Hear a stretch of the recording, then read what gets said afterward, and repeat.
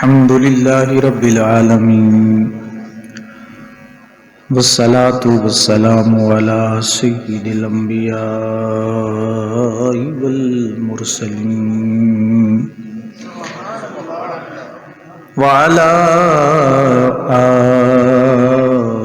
آله وأصحابه أجمعين أما بعد فأعوذ بالله من الشيطان الرجيم بسم الله الرحمن الرحيم ثم دنا فتدلى فكان قاب قوسين أو أدنى آمنت بالله صدق الله العظيم وبلغنا رسوله النبي الكريم الأمين إن الله وملائكته يصلون على النبي يا أيها الذين آمنوا صلوا عليه وسلموا تسليما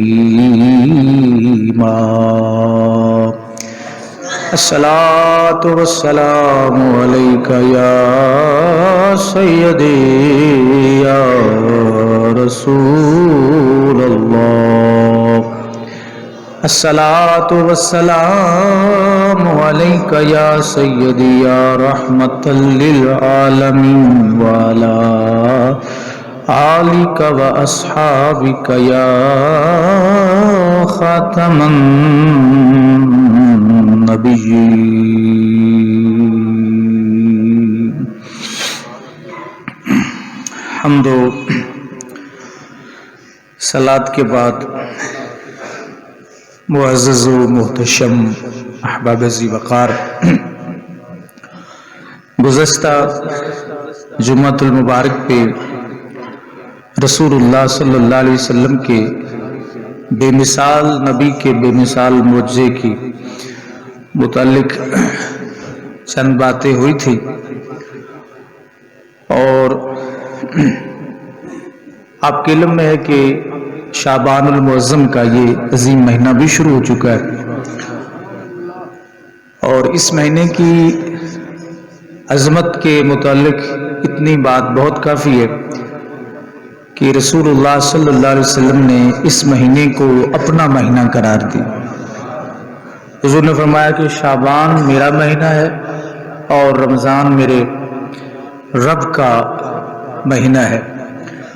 اور ایک آج کے دن کے حوالے سے ایک بات جو آپ کو یاد کرانا، آپ نے یاد مجھے کرانی تھی، آپ نے وعدہ بھی کیا تھا، چونکہ آپ پھر کاروباری معاملات میں پڑ جاتے ہیں تو توجہ اور خیال نہیں رکھتے، اور آپ نے یہ کہا بھی تھا کہ ہم آپ سے انعام بھی لیں گے کہ جتنے بھی ہمارے مقتدر شخصیات ہمارے اسلاف گزر چکے ہیں ان کی تاریخ ولادت اور تاریخ وفات یہ جاننا ہمارے لیے بے حد ضروری ہے، اور آپ کا کام جو آپ کے ذمہ لگایا تھا وہ میں عرض کر دیتا ہوں کہ آج تاریخ کیا ہے شعبان کی؟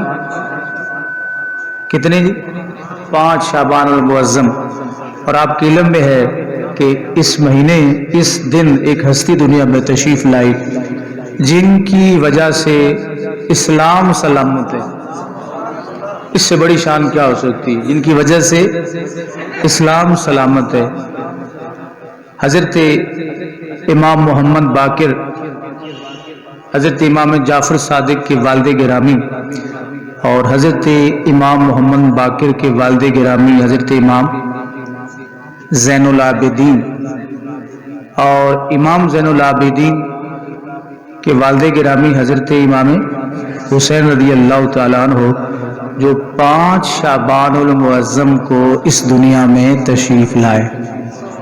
آج آپ کا تاریخ ولادت ہے۔ آج آپ وعدہ تو آپ نے کیا تھا یاد کرانے کا کہ 1 ہفتہ پہلے آپ کو فون کریں گے، لیکن پھر آپ کی توجہ شاید نہیں دی، یہی بات ہے۔ چلے انعام لے لیتے تو یہ آپ کی اس میں شان تھی، آپ کا فائدہ تھا، آپ نہیں لینا چاہتے۔ آئندہ اس بات کا خیال لحاظ جو ہے وہ ضرور رکھیے گا، ٹھیک ہے؟ وہ اسی طرح وعدہ کر رہے ہیں۔ دیکھیں حضرت امام حسین رضی اللہ تعالیٰ عنہ 10 محرم تو ہر کسی کو یاد ہے، اور اس کی بھی کچھ وجوہات ہیں، وہ یاد کیوں ہیں؟ تو ہمیں بھی یہ یاد ہونا چاہیے، ہم نے صرف ان کے کھاتے میں نہیں عرشہ ڈال لیں، اہل بیت کی ہم بھی ماننے والے ہیں، ان کے در کے غلام ہیں۔ ہمیں بھی پتہ ہونا چاہیے کہ شہزادہ مصطفیٰ ہے، سبحان اللہ، اور جن کی جناب جن کی پہلی خوراک لعاب مصطفیٰ۔ چلیے آخر بھی میں آپ کی عظمت اور شان کے متعلق چند چیزیں جو ہے وہ عرض کروں گا کہ دوست احباب جو ہے وہ تشریف لے بھی آئیں گے، اور انہیں بھی کچھ یاد رہ جائے گا کہ ہم نے کچھ وعدہ کیا تھا، وفا نہیں کیا۔ تو حضرت ذی وقار رسول کریم صلی اللہ علیہ وسلم براق پہ سوار ہو گئے، اور میرے آقا کریم صلی اللہ علیہ وسلم مسجد اقصی کی جانب آپ کی سواری شریف جو ہے وہ چل پڑی ہے۔ یہ کیسا منظر ہے اور یہ کیسے معاملات ہیں، یہاں بہت لمبی علماء کی تحقیقات بھی ہیں اور بہت ساری روایات بھی موجود ہیں کہ رسول اللہ صلی اللہ علیہ وسلم کو بہت سارے مناظر جو ہے وہ مسجد حرام اور مسجد اقصی کے درمیان ہی دکھایا گیا۔ لیکن چند چیزیں میں عرض کر رہا ہوں۔ حضرت جبریل امین نبی علیہ السلام فرماتے ہیں کہ میرے سامنے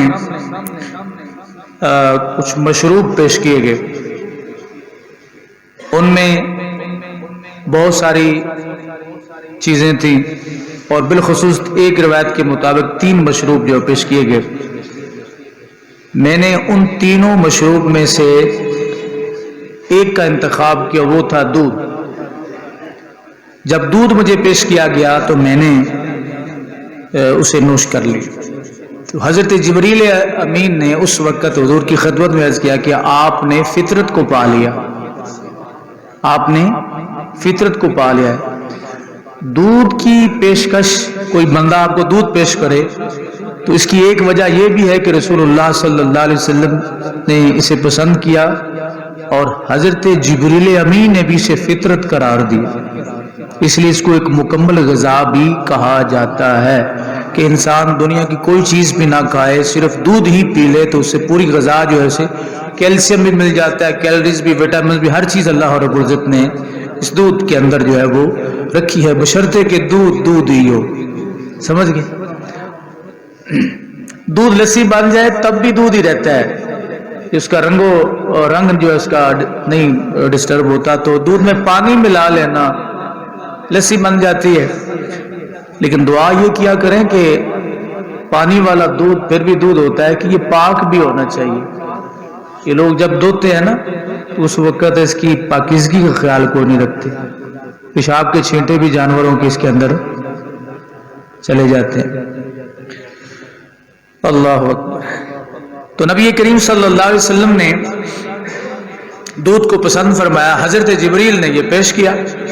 اب سفر ہے کہاں کا؟ مسجد اقصی کی طرف۔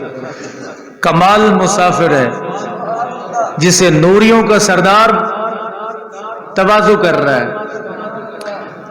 حضور علیہ الصلوۃ والسلام فرماتے ہیں میں نے 3 آوازیں سنی، ایک دائیں جانب سے سواری جا رہی ہے اور مصطفیٰ کریم علیہ السلام آوازیں سنتے جا رہے ہیں، ایک بائیں جانب سے۔ دائیں جانب سے مجھے آواز دی گئی کہ رکیے، ٹھہریے۔ سرکار فرماتے میں نے دائیں جانب نہیں دیکھا۔ بائیں جانب سے مجھے آواز دی گئی رکیے، ٹھہریے۔ حضور فرماتے میں نے بائیں جانب بھی نہیں دیکھا۔ اور آگے چلتے چلتے میرے آقا کریم اسلام فرماتے ہیں کہ ایک خوبصورت حسین و جمیل عورت بال کھولے کھڑی تھی، اس نے میری توجہ اپنی طرف کرنا چاہیے، لیکن میں نے اس کی طرف بھی توجہ نہیں کی۔ آگے گزرے، حضرت جبریل امین نے عرض کیا مجھ سے یا رسول اللہ آپ کو دائیں اور بائیں جانب سے کچھ آوازیں آئی تھی؟ اب توجہ فرمائیں، جبریل کدھر ہے؟ وہ اپنی نورانی رفتار سے اس براق کے ساتھ جا رہے ہیں. تو رسول کریم صلی اللہ علیہ وسلم فرمایا دائیں جانب سے بھی آواز آئی، بائیں جانب سے بھی آواز آئی. تو جبریل عرض کرتے ہیں یا رسول اللہ، جو دائیں جانب سے آپ کو پہلے آواز آئی تھی وہ یہودیوں کی آواز تھی. اگر آپ اس آواز کی طرف توجہ فرماتے تو آپ کی امت رہتی آپ کی امت، لیکن اس کی حیت اور اس کی حالت سب کی ہر بندے کی یہودیوں والی ہو جاتی. یعنی ان کی توجہ یہود کی طرف ہو جاتی. آپ نے توجہ نہیں کی، یہودیوں کا حملہ آپ کی امت پر ضرور ہوگا. بیٹا اس کی آواز ٹھیک کریں یار. یہودیوں کا حملہ ضرور ہوگا لیکن سارے لوگ یہودیوں کے رستے پہ نہیں نکلیں. اگر آپ اس طرف توجہ فرما لیتے اور آپ دیکھ لیتے تو آپ کی امت جو ہے وہ یہودیوں کی شکل و یعنی مشابت جو ہے وہ اختیار کر لیتی. اور آپ کے علم میں بھی ہے کہ آواز کم نہ کرو، آواز نو ٹھیک کرو نا. حضور نے فرمایا اور بائیں جانب سے. عرض کیا یا رسول اللہ وہ نصارہ کی آواز تھی، عیسائیوں کی آواز تھی. اگر آپ اس طرف دیکھ لیتے تو آپ کی ساری امت جو ہے وہ عیسائیوں کے طریقے پہ چل پڑتی. یعنی کلمے کے لحاظ سے نہیں، عقیدے کے لحاظ سے نہیں، ان کی شکل و صورت، ان کی وضاحت. اقبال نے اس طرح اشارہ کیا تھا نا، وضع میں ہو تم نصارہ تو تمدن میں ہنود، یہ مسلمان ہیں جنہیں دیکھ کے شرمائیں یہود. تو یا رسول اللہ آپ کی امت کو اللہ تعالیٰ نے اس سے بچا لیا. یہ تو جبریل کہہ رہے ہیں نا، انہیں تو سارا پتہ ہے. ورنہ کوئی آواز دے رسول اللہ کو اور حضور دیکھے نا. عمار بن یاسر نے آواز ہی دی تھی نا پیچھے سے. نبی صلی اللہ علیہ وسلم فوراً مڑ کر دیکھا کہ غلام جو ہے وہ کولوں پہ سڑ رہا ہے، اور آواز دی کہ آپ میرے قریب سے گزر رہے ہیں اور آپ میری جانب دیکھ نہیں رہے. پھر دریائے رحمت جوش میں آیا اور آپ رسول پاک علیہ السلام نے عمار بن یاسر کی طرف نظریں اٹھا کے حضور نے فرمایا یا نار کونی بردم و سلامن علی عمار کما کنتی علی ابراہیم. ہو جا ٹھنڈی جس طرح ابراہیم پہ میرے جد امجد پہ ٹھنڈی ہوئی تھی، تو آگ ٹھنڈی ہو گئی. وہ حوالہ دیا رسول پاک صلی اللہ علیہ وسلم. کوئی آواز دے مشکل کے. اور یہاں سے ایک بات یہ بھی ثابت ہوئی کہ یہودی اور عیسائی امت مصطفیٰ کے دشمن ہیں. یہودی اور عیسائی مصطفیٰ کی امت کے دشمن ہیں. نبی کریم علیہ الصلوۃ والسلام نے ان کی جانب دیکھا ہی نہیں، ان کی جانب دیکھا ہی نہیں. اور حضور نے فرمایا جبریل یہ جو عورت کھڑی ہے بال کھول کے، یہ کون ہے؟ پتا تو میرے مصطفیٰ، بلکہ جبریل پوچھ رہے ہیں روایت میں کہ جبریل پوچھ رہے ہیں کہ یہ عورت جو بال کھول کے میرے سامنے کھڑی ہے یہ کون ہے؟ آپ جانتے یا رسول اللہ؟ حضور نے فرمایا تم بتاؤ. عرض کیا یا رسول اللہ یہ جو عورت ہے یہ دنیا ہے. اگر آپ اس کی جانب دیکھ لیتے یا رک جاتے تو آپ کی امت جو ہے وہ ساری کی ساری دنیا میں مشغول ہو جاتی. اب مشغول ہوگی لیکن سب مشغول نہیں ہوں گے. تھوڑے لوگ، یہ دنیا سے مراد یہ ہے کہ دین کو چھوڑ کے، دین کو برباد کر کے اس دنیا کی طرف جانا. سرکار دو عالم صلی اللہ علیہ وسلم آپ فرماتے ہیں کہ سواری چلتی گئی اور ایک مقام پہ مجھے جبریل نے کہا یا رسول اللہ یہاں پہ رکیے. اب اس سے یہ پتہ چلتا ہے کہ جبریل بھی حضور کے ساتھ ساتھ ہے. جبریل بھی حضور کے ساتھ ساتھ ہے. یہ رفتار ہے مصطفیٰ کریم صلی اللہ علیہ وسلم. حضور کی رفتار نہیں ہے، جبریل کی اپنی رفتار ہے. نبی علیہ السلام کی یہ رفتار نہیں، یہ براق کی رفتار. مصطفیٰ کی رفتار دیکھنی ہے تو جبریل سے پوچھیں، جبریل سے پوچھیں. جہاں جبریل نے یہ کہہ دیا میرے پل پر جل جائیں گے، میں نہیں آپ کا مقابلہ کے ساتھ چل نہیں سکتا. اللہ اکبر. تو سرکار دو عالم صلی اللہ علیہ وسلم سے جبریل نے عرض کیا آپ رکیے یہاں پہ. حضور رکے، سواری کو روکا. کیا رفتار تھی سواری کی. میرے مصطفیٰ نیچے تشریف لائے. عرض کیا یا رسول اللہ یہاں 2 رکعت نفل پڑھے. نبی علیہ السلام نے پوچھا جبریل کیا مسئلہ ہے یہاں پہ؟ کہا یہ جگہ جو ہے یہاں حضرت عیسیٰ علیہ السلام پیدا ہوئے ہیں، ابھی مسجد اقصیٰ حضور پہنچے نہیں، یہاں عیسیٰ علیہ السلام پیدا ہوئے ہیں، یہاں آپ 2 رکعت نفل پڑھیے۔ میرے مصطفیٰ کریم علیہ السلام نے وہاں 2 رکعت نفل ادا فرمائے۔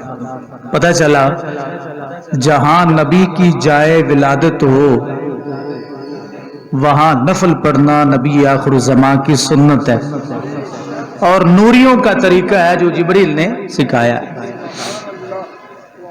سمجھیں جی؟ آگے رسول کریم صلی اللہ علیہ وسلم فرماتے پھر میری سواری چلی اور میں نے کیا دیکھا کہ موسیٰ علیہ السلام اپنی قبر میں نماز ادا فرما رہے۔ مشہور روایت، رفتار کی کتنی ہے براق کی، ایک قدم جہاں تک نظر جاتی اس کا ایک قدم ہے، اور نگاہ مصطفیٰ کا کمال کیا ہے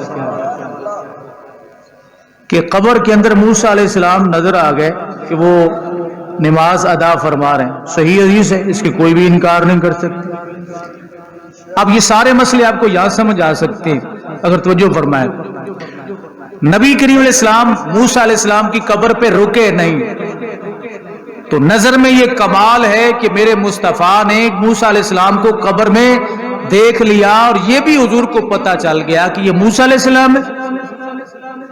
حضور نے ان کو پہلے دیکھا تھا، پہچانا کیسے؟ پہچانا کیسے؟ یہ علم مصطفیٰ ہے جو رب ذوالجلال کو دیا۔ اور پھر یہ بھی پتا چلا کہ کر کیا رہے ہیں۔ آپ کسی بھی قبر کے اوپر کھڑے ہو جائیں، آپ کو پتہ چلتا ہے قبر میں کیا ہو رہا ہے، کون ہے، کس کی قبر ہے۔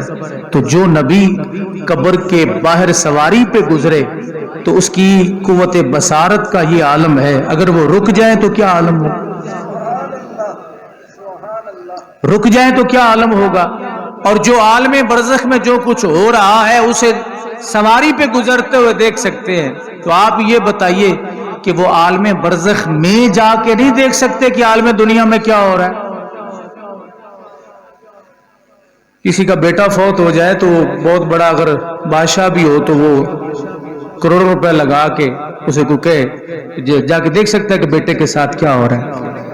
لیکن میرے مصطفیٰ نے حضرت موسیٰ علیہ السلام کی اس حالت کو دیکھا کہ وہ نماز پڑھ رہے۔ اس سے یہ بھی پتہ چلا کہ اگرچہ وہ عالم برزخ میں ہیں، وہاں ان پر کوئی اللہ تعالیٰ کی طرف سے مکلف نہیں رہتا بندہ جب عالم برزخ میں جاتا ہے۔ نماز اتنی اہم چیز ہے کہ نبی قبر میں بھی جا کے نہیں چھوڑتے۔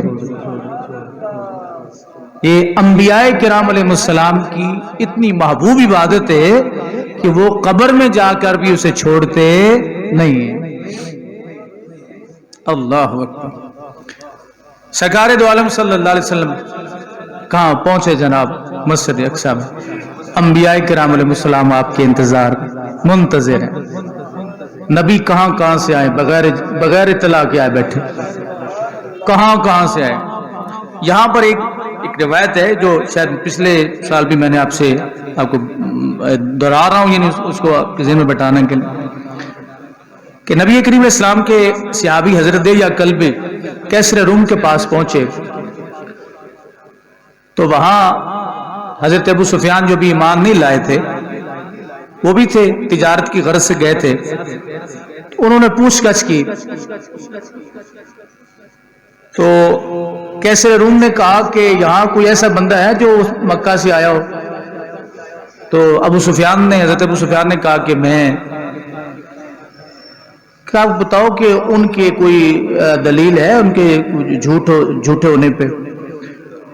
آپ یہ کیا کہہ سکتے تھے کہ دیا قلبی بھی تو آیا بیٹا، اگر اس سے تسلی، وہ تو مشہور ہے، وہ تو مشہور ہیں کہ ان کی سچائی کے تو دشمن بھی معترف ہیں، تو میں کوئی ایسی بات سناؤں جس سے کیسر روم کے دل میں ان کی نفرت پیدا ہو۔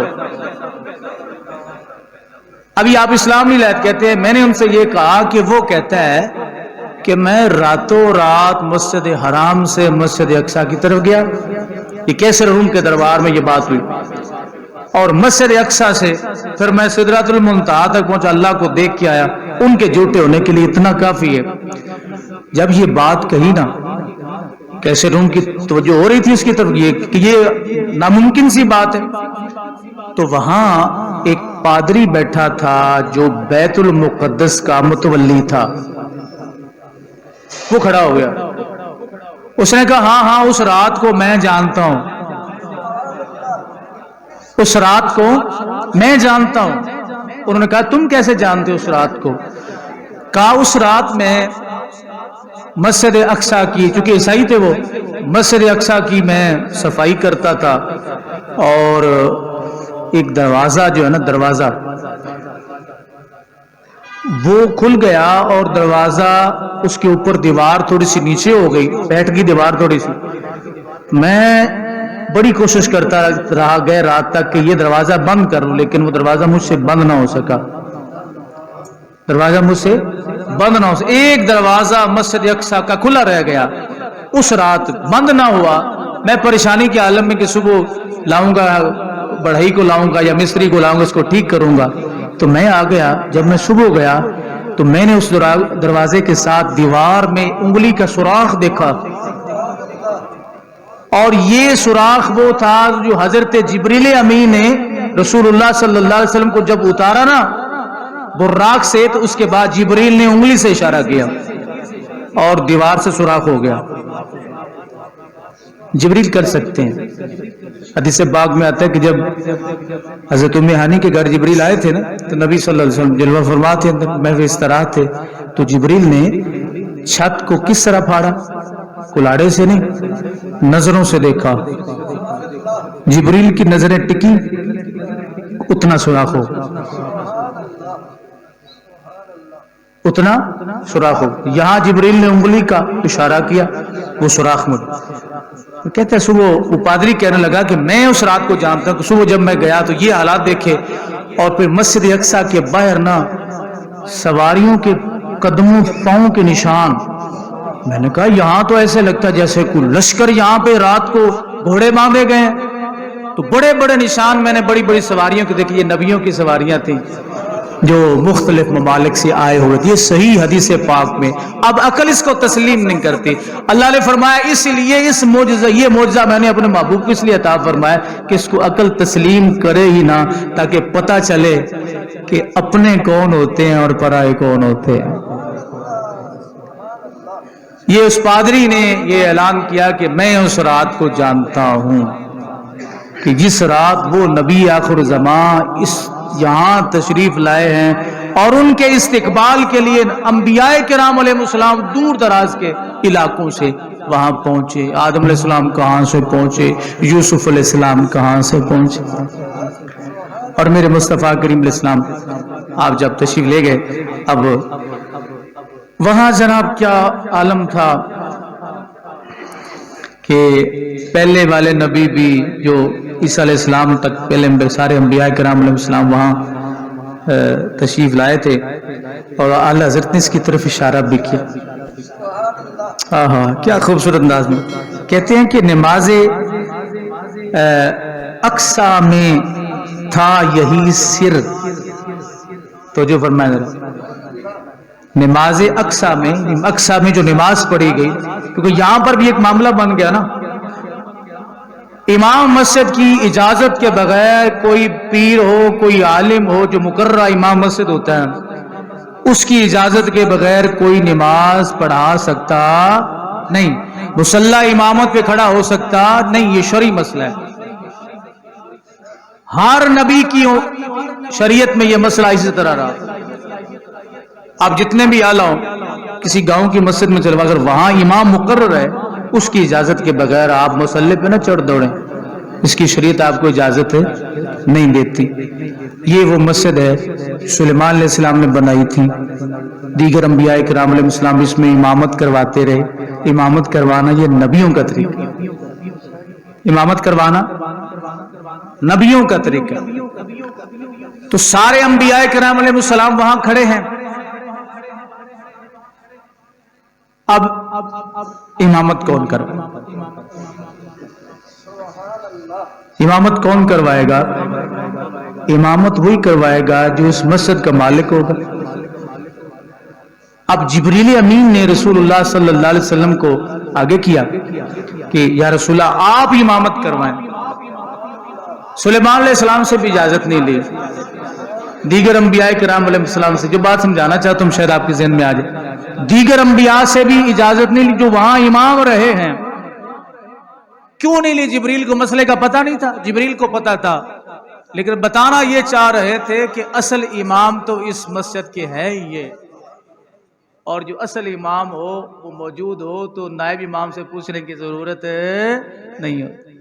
اعلیٰ حضرت فرماتے ہیں، آپ فرماتے ہیں نماز اقصیٰ میں یہی تھا سر۔ سر کا مطلب راز، سمجھ آ رہی جی؟ نماز اقصیٰ میں تھا یہی سر کہ عیاں ہو مانا اول و آخر۔ عیاں یہ کوئی عام دلی حاکم نہیں ہے، سمجھ ہے، یہ فاضل بریلوی ہے، یہ اعلیٰ حضرت ہے۔ نماز اقصیٰ میں تھا یہی سر کہ عیاں ہو مانا اول و آخر، کہ نماز اقصیٰ میں جو حضور نے امامت کرائی اس میں راز یہ چھپا ہوا تھا کہ یہ بات واضح ہو جائے کہ اول کون ہے اور آخر کون۔ علامہ اقبال نے اس بات کی طرف اشارہ فرمایا، کیا کہتے ہیں؟ اللہ وہی ہے اول، کس طرح وہ شعر ہے آپ کا؟ نگاہ عشق و مستی میں، آپ اگر تھے تو اگرچہ ڈاکٹریٹ کرنے والے، لیکن اللہ نے علوم دینیہ سے بھی نوازا تھا اقبال کو۔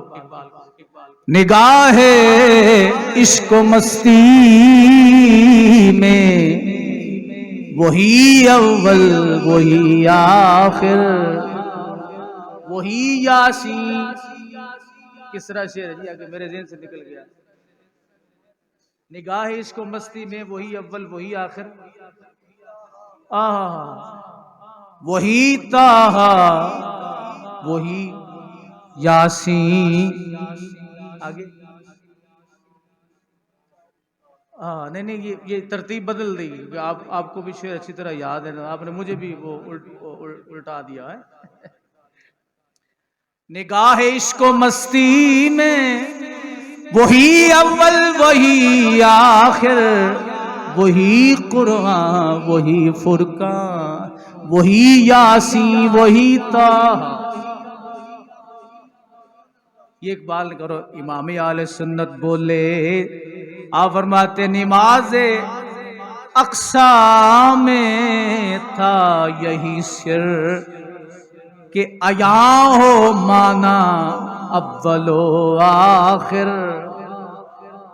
کہ دست بستہ ہے پیچھے سارے، دست بستہ ہے پیچھے سارے جو سلطنت پہلے کر گئے تھے۔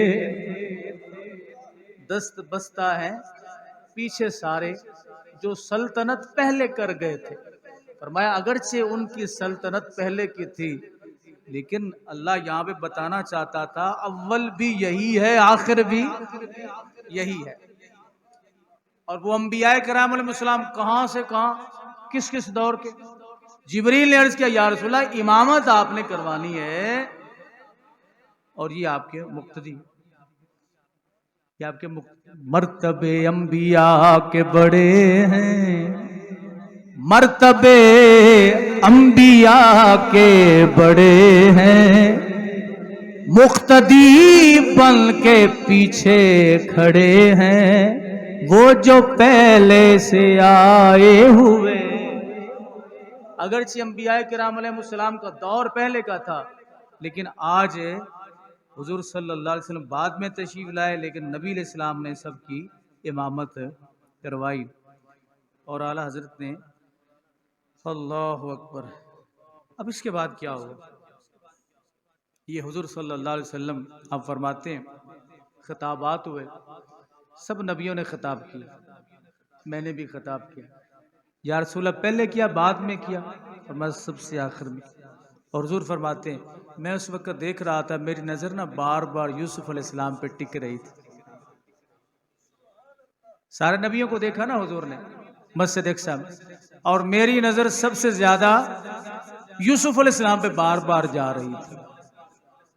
مفتی احمد یار صاحب نے لکھا ہے کہ یوسف علیہ السلام جو ہے نا 13 برس کی عمر میں, تقریباً 13 یا 14 برس کی عمر میں, آپ نے 13 کا قول نقل فرمایا, آپ کا وزن 5 من تھا.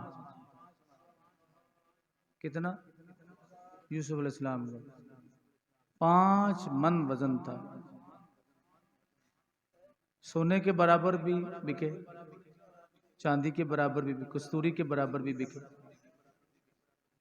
13 برس کی عمر میں 5 من وزن. یہ نہیں نبیوں کا وزن ایسے نہیں جس طرح کہ ہم لوگ جو ہے وہ ایسے ادرک کی طرح موٹے ہو جاتے ہیں نا لوگ, عام لوگ, اس طرح نہیں.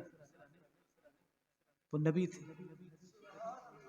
اور اتنے قد, جسم خوبصورت. فرماتے میرے آقا میری بار بار نظر نا مسجد اقصی میں یوسف علیہ السلام پہ جا رہی تھی. نبی خطاب کرتے رہے اور سب سے آخر میں حضور فرماتے میں نے خطاب کیا, اور میرے مصطفیٰ کریم اسلام نے اپنی ایک صفت کا ذکر کیا, وہ ہے رحمت للعالمین. جناب آدم علیہ السلام تشریف لائے بیان فرمانے کے لیے. آپ نے عرض کیا یا اللہ تیرے لاکھ لاکھ شکر ہے تو نے مجھے صفی اللہ بنایا. جناب ابراہیم آئے, کہا وا رب ذوالجلال ساری تعریفیں تیرے لیے جس نے مجھے خلیل اللہ بنایا. موسیٰ علیہ السلام آئے, یا اللہ تو نے مجھے کلیم اللہ بنایا.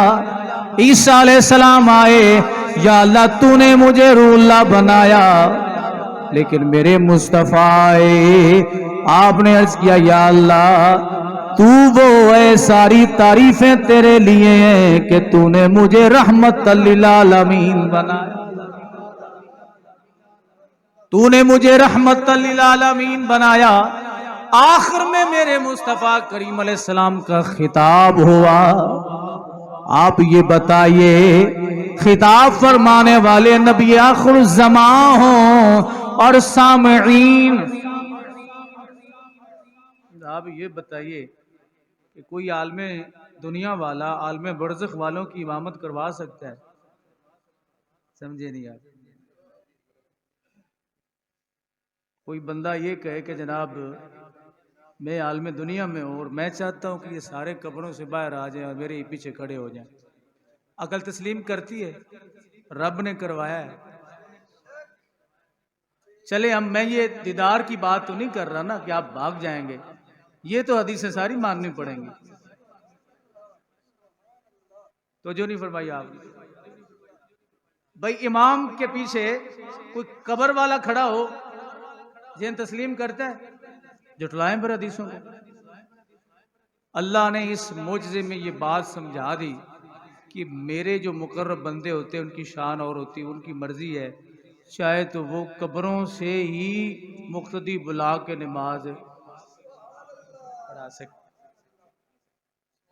مقتدی قبروں سے اٹھ کے آئے ہیں اور رسول اللہ دنیا میں ہیں, امامت ان کی کروا رہے ہیں.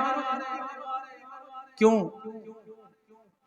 میرے مصطفیٰ کریم علیہ السلام نے فرمایا ان اللہ حرم علی الارض ان تاکل اجساد الانبیاء. اللہ نے نبیوں کے جسموں کو کھانا زمین پر حرام قرار دی. فنبی اللہ حی یرزق, رب ذوالجلال کے نبی قبروں میں زندہ ہیں اور انہیں رزق دیا جاتا ہے. اپنی مرضی سے آ بھی سکتے ہیں, جا بھی سکتے ہیں. لوگ کہتے ہیں ہم نہیں مانتے, آ جا نہیں سکتے, تو پھر مسجد حرام مسجد اقصی میں کیسے پہنچے؟ کیسے پہنچے مسجد اقصی میں؟ اللہ کے نبیوں کا یہ تصرف ہوتا ہے, رب کی مرضی ہے. عام انسان کی موت اور نبی کی موت میں بڑا فرق ہے. اور پھر نبیوں کے نبی کی موت میں امام اہل سنت فرماتے انبیاء کو بھی اجل آنی ہے، بس اتنی کہ فقط آنی ہے۔ انبیاء کو اجل موت آنی ہے، بس اتنی کہ فقط آنی ہے۔ آنی اور آنی میں فرق ہے۔ آنی سے مراد ایک آن کی ہے، ایک لمحے کی۔ انبیاء کو بھی اجل آنی ہے، بس اتنی کہ فقط آنی ہے، بعد اس کے ان کی حیات مثل سابق وہی جسمانی ہے، اور اس کی ازواج کو جائز ہے نکاح اس کا ترکہ بٹے جو فانی ہے۔ نبی علیہ السلام کی ازواج کا نکاح آگے ہو سکتا ہے؟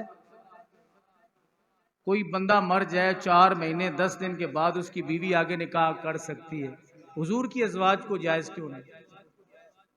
اس لیے کہ نبی کی موت فنبی اللہ حی یرزق، جو قبر میں موسیٰ علیہ السلام نماز پڑھ سکتے، حضور ان کو دیکھیں، مسجد اقصی میں بھی پہنچے ہوئے، چوتھے آسمان میں بھی پہنچے ہوئے موسیٰ علیہ السلام۔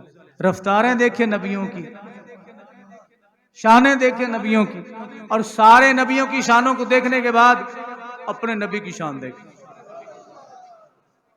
جہاں سب کی رفتاریں ختم ہوتی ہیں وہاں میرے مصطفیٰ کی رفتار شروع ہوتی۔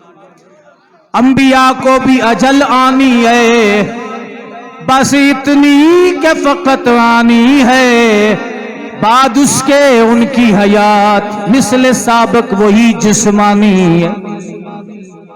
اور دوسرے مقام پہ میرے اعلی حضرت نے بات ختم فرما دی، تو زندہ ہے واللہ، تو زندہ ہے واللہ، تو زندہ ہے واللہ، تو زندہ ہے واللہ، تو زندہ ہے واللہ، تو زندہ ہے واللہ، میرے چشم عالم سے چھپ جانے والے، میرے چشم عالم سے چھپ جانے والے، وہ نبیوں میں رحمت۔ اللہ اللہ اکبر۔ نبی قبروں سے کمال یہ امام ہے جس کے مقتدی نبی جس کے مقتدی نبی، قبروں سے اٹھ کے آنے والے نبی، مزاروں سے اٹھ کے آنے والے نبی، اور سارے مصطفیٰ کی امامت کو تسلیم کر گئے۔ آپ کی شان مقدس یہ ہے، آپ دنیا میں عالم دنیا میں رہ کر عالم برزخ والوں کی امامت بھی کروا سکتے، انہیں بھی اپنا مقتدی بنا سکتے ہیں، ان کی بھی معراج کروا سکتے ہیں۔ حضور فرماتے ہیں پھر میں آسمان کی جانب سفر ہوا، جبریل میرے ساتھ ہیں، پہلے آسمان پہ بھی گفت و شنید ہوئی، دربان پہ ابھی گزر کے گئے، دوسرے پہ بھی، تیسرے پہ، ہر آسمان پہ حضور فرماتے ہیں میرے لیے دروازے کو بند کیا گیا، ابھی جبریل کھلوا کے جا رہے اور وہ سارا بند۔ ہر دربان پوچھتا ہے جی کون کا آنا جبریل، ومم ماں کا، آپ کے ساتھ کون ہے؟ تو 500 سال کی مسافت کی موٹائی ہے ایک آسمان کی، تو دربان کھڑا اوپر دیکھ رہا ہے کہ نیچے کون ہے۔ اب اسے یہ پتہ چل گا آنا جبریل، میں جبریل ہوں۔ دربان کہہ رہا ہے کہ ومم ماں کا، جناب تواڈے نال کون؟ پتہ چلا کہ دربان جو فرشتہ ہے وہ دیکھ سکتا ہے 500 سال کی مسافت اتنی موٹائی سے دیکھ سکتا ہے۔ تو جبریل کہتے ہیں یہ ساتوں آسمانوں پہ یہ باتیں ہوئی. جبریل کہتے ہیں ہوا محمد صلی اللہ علیہ وسلم ارسلتا الیہ تو انو انہاں دی طرف گلے گیا. دسو بھائی میں ابھی تو گزر کے جا رہا ہوں یار, تمہیں پتہ بھی ہے کہ عرش پہ تازہ چھیڑ چھاڑ جو اعلیٰ حضرت نے اشارہ کیا وہ سرور کشور رسالت جو عرش پر جلوہ گر ہوئے تھے نئے نرالے طرب کے ساما رب کے مہمان کے لیے. وہاں فلک پر یہاں زمین پر رشی تھی شادی مچی تھی دھومیں. ابھی وہ دربان کو پتہ ہی نہیں, وہاں فلک پر یہاں زمین پر رچی تھی شادی مچی تھی دھومیں, خوشیوں کا سامان تھا اور دربان کو پتہ ہی کوئی نہیں. وہ جان کے یہ پوچھ رہا تھا, کہہ رہا تھا تھوڑی دیر رک تو جاؤ وہ ہوئے ہم سے ہم کلام اللہ اللہ, کہاں میں کہاں ان کا مقام اللہ اللہ. سدرۃ المنتہا پہ جب میرے نبی پہنچے عرض کیا جبریل نے یا رسول اللہ یہ میرا مقام ہے, 2 رکعت نفل تو پڑھ لیجئے. حضور نے 2 رکعت نفل پڑھے, میرے مصطفیٰ نے 2 رکعت نفل ادا فرمائے. جبریل عرض کرتے یا رسول اللہ, حضور نے فرمایا جبریل اب آگے کیا پروگرام ہے؟ عرض کیا یا رسول اللہ آگے آپ جانے اور آپ کا خدا جانے. میرے مصطفیٰ فرمانے لگے جبریل یہ بھی کیا یاری ہے؟ ام ہانی کے گھر سے لے کر مسجد حرام, پھر مسجد حرام سے مسجد اقصی تک لے کے آئے اور سدرۃ المنتہا تک پہنچے. اب کہتے ہو آگے آپ جانے, اگر یہی بات تھی تو میں خود بھی آ سکتا. اگر میں نے اکیلے نہیں آگے جانا تھا تو پھر مسجد حرام سے دوسرے نبی قبروں سے اٹھ کے آ سکتے ہیں, تو میں نہیں پہنچ سکتا مسجد اقصی میں. تو جبریل نے یہ کہا ہوگا, حدیث میں یہ الفاظ نہیں ہے, حدیث جبریل نے یہ کہا ہوگا کہ مسجد اقصی کو بھی تو معراج کروانی تھی نا, اور میں نے بھی یہ آپ کی سنگت اور آپ کے قدموں سے وابستہ ہونا تھا نا, کہ مجھے آپ کے قدموں سے وابستہ کیا گیا. اور شان یہ دربانوں نے وہ بھی میرے بیلی ہیں یار, میری تحویل میں ہے, میری کسٹڈی میں ہے, ان کے آسمانوں کو بھی تو شان و عظمت دینی تھی. اب حضور فرماتے ہیں نہیں جبریل آؤ ساتھ چلے, میرے ساتھ چلو. جبریل کا جو جسم ہے وہ چڑیا کے برابر رہ گیا. جلتے ہیں جبرائیل کے پر جس مقام پر اس کی حقیقتوں کے شناسا تم ہی تو ہو. یا رسول اللہ آپ جبریل, اب یہ حضور اسلام کی معراج ہو رہی, یہاں یہ رسول اللہ کی رفتار ہے. حضور فرماتے ہیں میں اپنے رب کی جانب بڑھا, اور کتنا بڑا, 1000 قدم تک مجھے یہ آواز آئی ادنو منی, قریب آؤ سونا. ثم دنا فتدلا, نہ یہ منصب نبیوں کو نصیب ہوا. حضور فرماتے ہیں ہر قدم میں اٹھاتا رہا, رب ذوالجلال مجھے اپنے قریب بلاتا رہا, لیکن پھر کیا ہوا؟ ثم دنا فتدلا. اب دنا کا فاعل اللہ رب العزت ہے, پھر یہ ہوا کہ رب میرے قریب ہوا. ثم دنا فتدلا فکان قاب قوسین او ادنا. ہر نبی روئے, نوح علیہ السلام روئے, جناب اسماعیل, جناب ابراہیم خلیل اللہ, جناب موسیٰ علیہ السلام کلیم اللہ, لیکن جواب آتا رہا لن ترانی. امام اہل سنت بولے کہتے ہیں تبارک اللہ ہے شان تیری، تجھی کو زیبا ہے بے نیازی، کہیں وہ جوشے لنترانی، کہیں تقاضے وصال کے تھے، ایک جاگ دیاں دے رہے باغ ستے، تے بھاگ جا ملیا ونج ستیانو۔ رب نے قریب کیا، کتنا قریب کیا ہے یہ رب جانے، رب کا محبوب جانے۔ یہی میں نے حضرت امام جعفر صادق کی بات آپ کو کہی تھی نا، کہ اب سے پوچھا گیا کہ کس طرح یہ دیدار کا سلسلہ، تو انہوں نے کہا کہ تم مجھے یہ بتاؤ راوی کون ہے؟ کوئی تیسرا تھا جو بتاتا کیفیت کو؟ فرمایا جب میرے نانا تھے اور رب کی ذات تھی تو پھر کیا ہوا کیا نہ ہوا وہ جانے اور وہ جانے، جو حضور نے بتایا۔ لیکن یاد رکھے موسیٰ علیہ السلام اللہ رب العزت کی صفاتی تجلی کو برداشت نہ کر سکے، لیکن حضور نے ایک ایک بات آ کے بتائی، یہ شان، ورنہ اللہ کے جلووں میں کون اپنے آپ کو برقرار رکھ سکتا ہے؟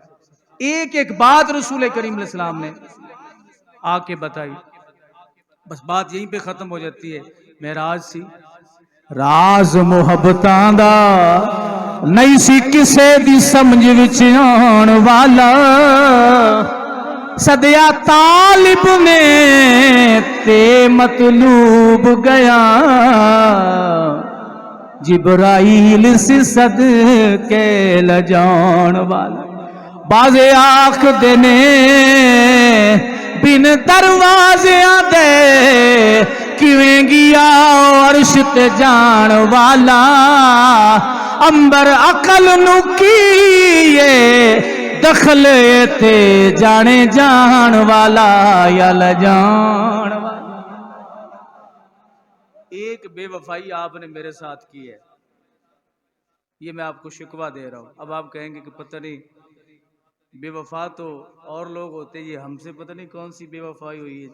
میں اپنے دائیں جانب بھی اپنے بائیں جانب بھی سامنے میں نے آپ سے چند جمعے پہلے ایک بات کہی تھی کہ آپ نے ایک مجھے ٹیلی فون پہ ایک ہفتہ پہلے بتایا کرنا ہے کہ ہمارے اسلاف میں، ہمارے بزرگوں میں اس تاریخ کو فلاں شخصیت پیدا ہوئی ہے اور اس تاریخ کو وصال ہوا ہے۔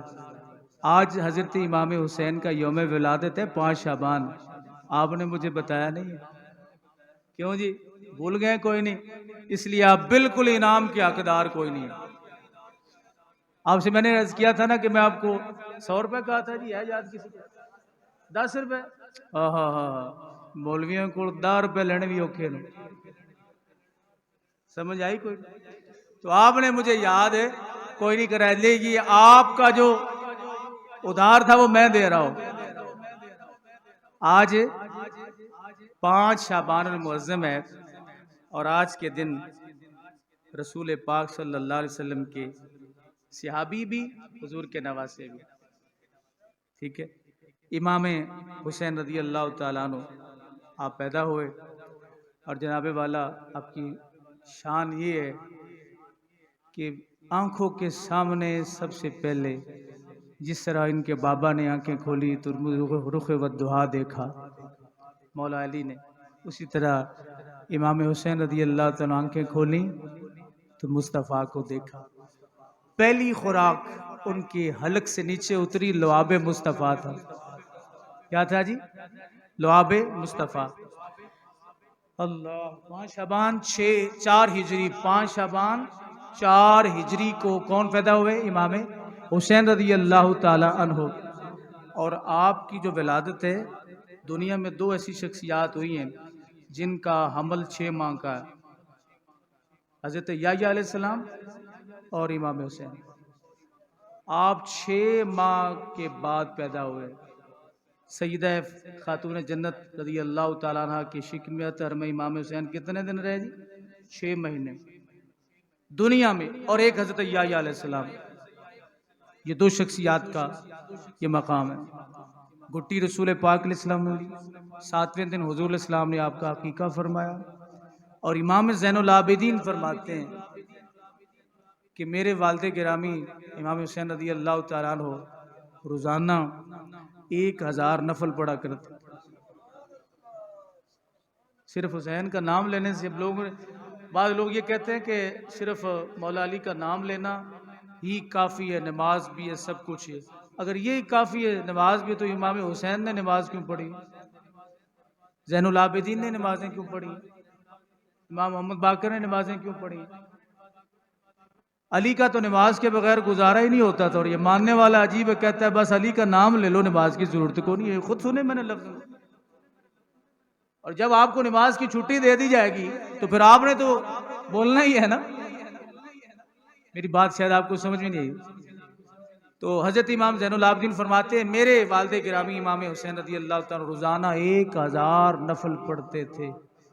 اب ایک تحریک چلی ہوئی ہے جو نفلوں سے لوگوں کو منع کرتے ہیں.